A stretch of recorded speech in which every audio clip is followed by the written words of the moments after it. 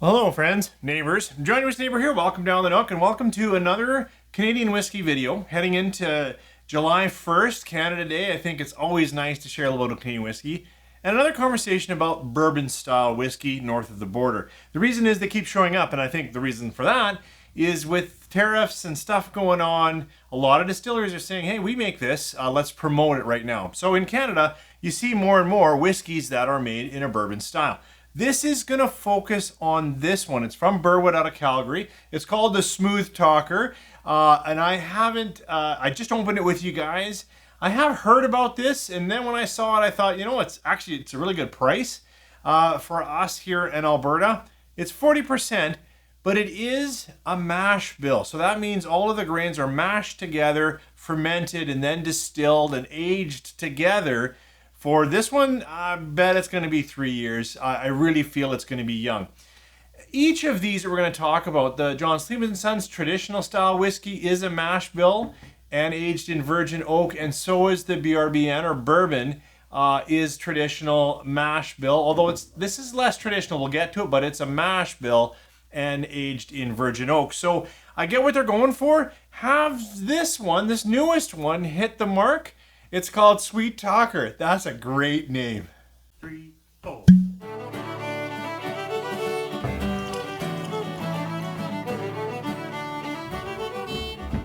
Well, thanks for coming back. And while I said Sweet Talker, it's Smooth Talker. So I'm sorry, Mr. Ivan Killick. I haven't met you before, but I hear, Ivan, that you are a smooth talker and one of the founders of this Burwood out of Calgary. And they named this whiskey in your honor. My apologies, but I think you would handle it well if indeed you are that smooth talker they mentioned. So this whiskey, as I said in the opener, all of these are made in a bourbon style, and that means a corn mashed whiskey product. And I know when I call it corn mash, people have told me, John, no one will ever call their whiskey corn mash because it doesn't sound good. Fine, but that's what it is. Just like when we talk about single malt, and that means malted barley from one distillery, we get what that is. And corn mash, that's what it is. It's high corn. All of these are over the 51% corn mark. They have other grains in them, mashed together, distilled, and aged in charred virgin oak. That's the key. Now, none of these are bourbons. They cannot be. And they all kind of get around. The traditional style doesn't mention it at all, except for that it has a Kentucky mash bill. But BRBN, and on the back, Bourbon-Style. And this one, BUR-BON style whiskey. They're trying to let the consumer know this is made in the very same way as a bourbon, but it can't be because it's made here in Canada. I keep having to say that, but I find myself even in liquor aisles gently having conversations with even the people that work there. Hi there. Is there a project you're working on? I know more than you. All right. That aside, let's get into this one, the Smooth Talker. Now, I don't know what's in it. It does say corn, it does say Canadian rye, and just for kicker, it says Canadian honey. Now, honey's not a grain, but that's interesting. I'm going to try it on the nose. Smooth Talker. Well, and it's very approachable on the nose. It's sweet, it's caramel, it's vanillas. Tiny bits of alcohol kicking around in there. This is 3 years, I'm sure, in a day, so it could still be called a whiskey. But not bad. I'm just saying, high sweetness, lots of vanillas, little bit of caramels, not thick fudgies or burnt caramels, but just like, okay, I got some of that sweetness. And I don't know if it's a natural color or non-chill. I would expect a craft place to do so, but then put it on the label. Also, tell us the mash bill. More information, the better. If you want to play in the craft market, tell us everything. Let's try it on the palate. Cheers.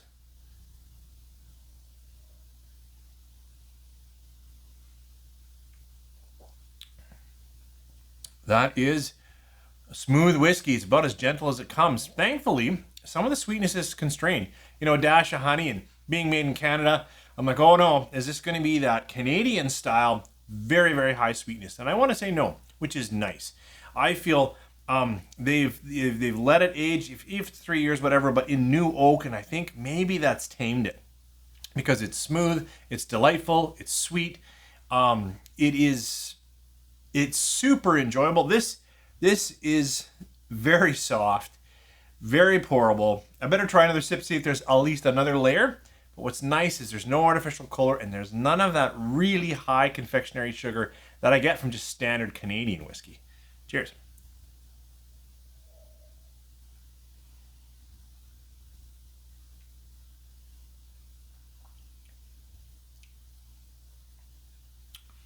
Got a little bit of bitterness on that one.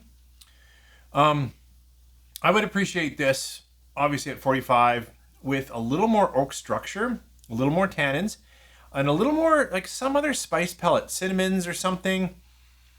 I'm not sure how much rye is in here. There's a tiny bit of spice, which they'll say, I mean, marketing will say is rye spice. Yeah, maybe. There's a bit of spice in here on the back end. There is some oak. There's a little bit of bitterness.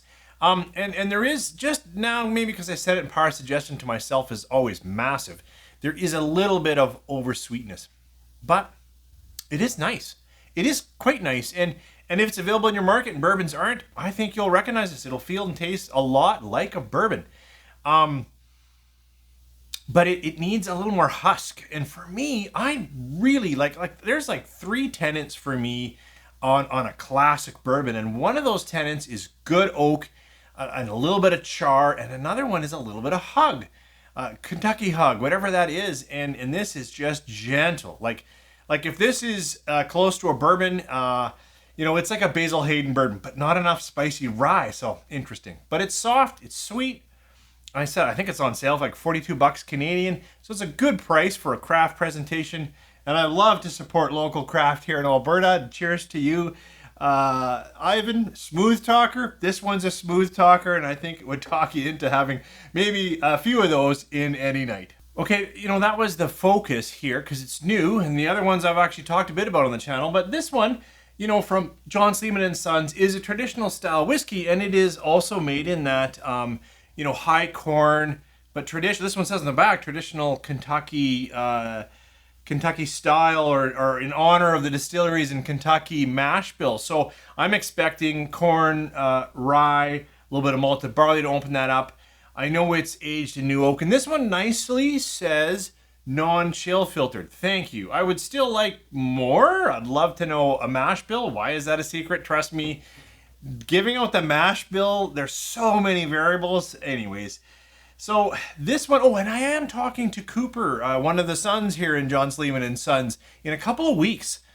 Super looking forward to that. And I wanted to open it up just with him, but I think I've opened up all of them you guys have shared me and gotten into it. So this one is 40% non-chill, but traditional mash bill, whatever that is. On the nose. Oh, this has much more, like a bit more graininess. Yeah, this is now fading into sort of a sweet caramels. This has a little more going on, brightness, a little more jive. Jive. I don't think I've ever said that about whiskey. Yeah, it's fresher oak, brighter woods,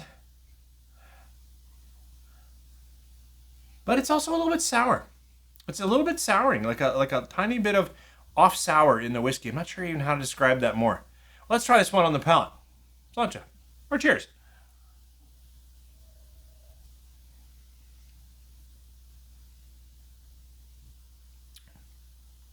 Wow. These are very different whiskeys. Even though they're both made in mash bill style. Very different. Wow. This one up front has significant sourness. Kind of reminds me of a George Dickel. It's soured cherries. It's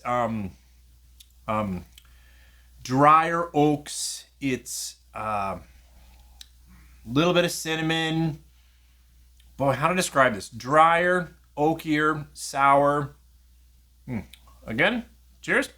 Of the two, if you poured them blind, this one actually, I think, punches more into bourbon. It's spicier now. It's hotter. It perks up across the palate. I really think in a blind, you're going to guess this is a bourbon, and they're going for that kind of style. It doesn't have the sweetness that this does. And if you like look like sweeter caramels and that kind of thing. I don't really think we're tasting the sweetness of honey, but that kind of thing, this gives you that. This, much more pepper, much more oak, much more wood. And even though it's also 40%, this one feels more like at least a 43. Drinks hotter, but not like alcoholic toluene marker, not that. It's aged just enough. But it's just hotter and it presents more like I think bourbons present.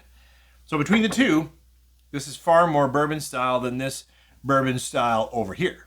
All right, last one I want to talk to you guys about up here is this one, the BRBN or bourbon style whiskey from Okanagan Spirits. I have to say I had a great time talking with Tyler. You know, he's head of the BC craft distilling, he's head of the Canadian craft distilling, and he has thoughts. Go watch that. It was great. And our after conversation, I wish I would have captured some of that because he also helped me understand the difference between real craft distillers and people that are saying they're craft and are just relabeling big house, high fructose corn almost whiskey. Not the case with these guys.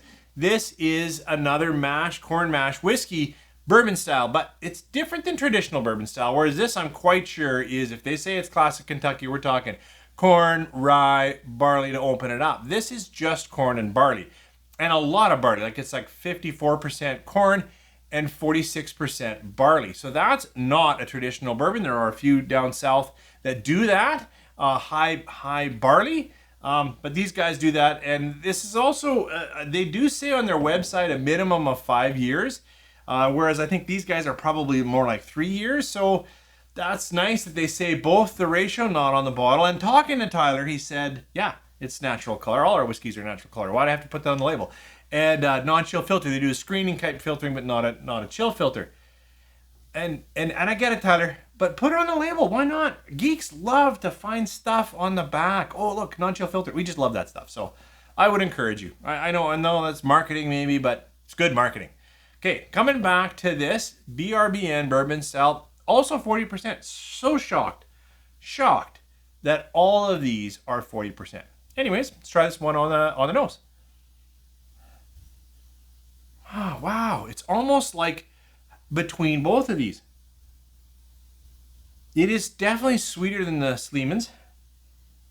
Oh, yeah, this coming back, classic dry. I gotta find what I'm thinking of, but classic dry bourbon.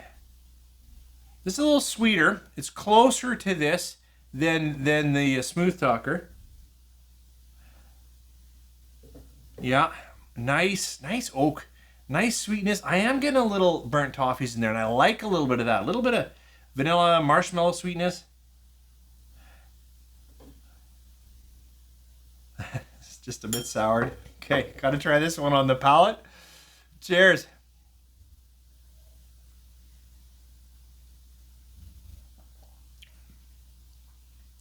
That also holds its own. At 40%, I'm waiting for it to just go away. It's got lots of different flavors going on. Maybe a bit of grainy nuttiness from that barley, maybe a little huskiness. I love that. Definitely nice, sweet toasted oaks. And that just reminded me that they also toast not just char, their woods. Like, so, you know, where you're cooking it or toasting it in a way that you're not just burning it to get that alligator char and the filter interaction, but you're actually trying to get the sweet, those natural sugars in the wood to kind of bubble out and toast and caramelize. Toasted oak. Why does that sound good? Anyways, try it once more on this. Yeah, it really is almost falling straight in the middle here. There's less spice on it, less heat, less pepper, less just like hot hello, but there's still presence. It's still soft. I would say how to distinguish between these three up here. The Smooth Talker is exactly what it says. This is a very smooth whiskey. It is sweet, light. There's a little bit of oak. I think you would recognize it as bourbon, but of the ones up here, it's the least bourbonist. This one is a classic bourbon. It's got a little more spice, a little more kick, a little more pepper. And there's a sourness. Man, it reminds me of a very specific bourbon that I can't get the name of, but like, oh, okay. And this one is its own, a little more toasted, a little more toast marshmallow, a little more sweet oaks. You know, these are good. Actually, I enjoy all of them. And if they're in your neighborhood and a good price and you want to try something new and you're in Canada, give them a try. Let them speak. I wish we had another way to describe this, mashed style, high corn, aged in new oak whiskey than all of those words I just said, and then saying bourbon style, but not saying bourbon because, of course, we can't. We have that with single malt. Look, none of our single malts here in Canada are scotches because they're not made in Scotland. But when I say single malt, we know exactly what that whiskey is. Saying bourbon style is kind of tough because I'm referencing a name that can't be used outside of the US. But everything else seems to fall short. Saying corn mash doesn't work. And just saying corn whiskey, because some people say, well, we'll just call it corn whiskey. Canadian whiskey is corn whiskey. In fact, traditionally it has more corn than bourbon. Our general Canadian style whiskey is often 80% corn or higher, 90%, sometimes 95%, like the Signal Hill's a 95% corn whiskey. But it wasn't mashed. It was made just corn, then they make just rye, then they age it usually separate, and then they blend it and release it. Canadian whiskey traditionally is that blended. So calling it corn whiskey doesn't help, because just about all Canadian whiskey is corn whiskey. I don't know. I'll keep struggling for a name, and you will do bourbon dashed here, or bourbon style over here, or BRBN. I don't know. But hopefully the consumer understands this is a particular style. And we're getting pretty good at it up here, up north. And I want to end where I started, or at least on the short. Can we get through these negotiations? We are stronger together as healthy neighbors, each producing things, trading with each other. We're smaller, so you're always, US, going to buy more of our stuff than we're going to buy of yours. Just on population. You're 10 times our size. You should be buying 10 times the stuff. Anyways, I don't want to get into politics, but I really wish the fighting would settle and we get back to producing what we can, sharing as we can in what makes economic sense for both of us. Thanks for joining me here. It's as political as I want to get. I think these whiskeys are worth trying. So put your thoughts below, but if you could, can you make it about whiskey?